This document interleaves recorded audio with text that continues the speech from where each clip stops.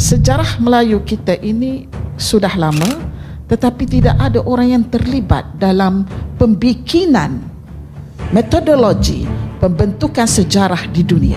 Maka kita ditinggalkan. Satu. Yang kedua, bahan-bahan sejarah kita sudah tenggelam.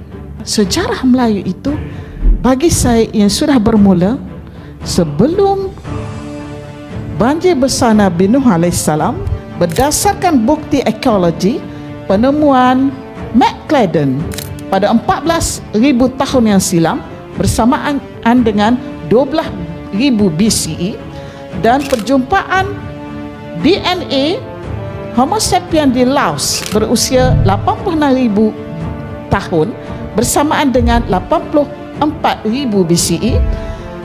Begitu juga dengan Perak Man sekitar 10,000 tahun